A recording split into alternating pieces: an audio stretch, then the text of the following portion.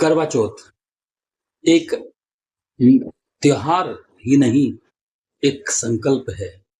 एक संकल्प है एक पत्नी का पति के प्रति, और एक संकल्प है एक पति का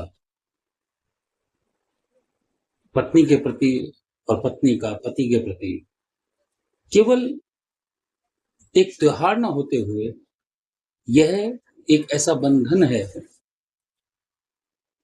जो पति पत्नी का रिश्ता होता है, कि इसमें जो भारतीय शास्त्र कहते हैं, जो हमारे हिंदू शास्त्र कहते हैं, पुराण कहते हैं, कि वह 7 जन्मों का एक बंधन है।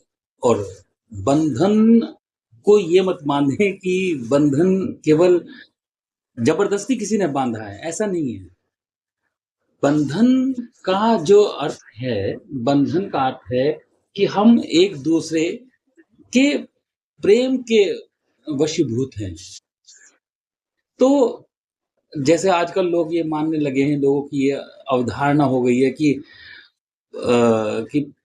केवल ये पत्नी जो रखती है पति के लिए व्रत, वो इसलिए रखती है कि पति की आयु बढ़े।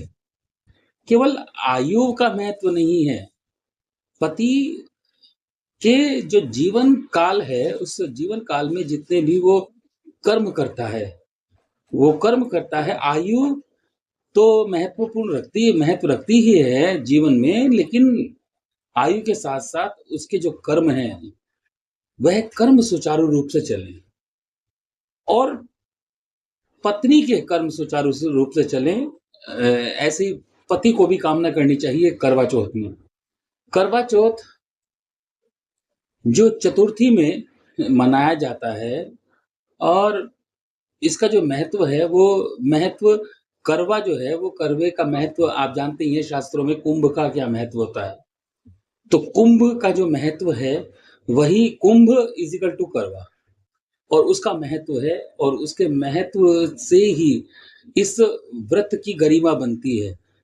क्योंकि जो कुंभ है, वो जो करवा बताया गया है, करवे में भगवान विष्णु का वास बताया गया है, और जो कुंभ माना गया है, कुंभ और जो जल है, जल में निवास करते हैं, शयन करते हैं भगवान विष्णु। और इसके अलावा जो समुद्र वसनी लक्ष्मी, तो समुद्र में वास करती हैं माँ लक्ष्मी। तो दोनों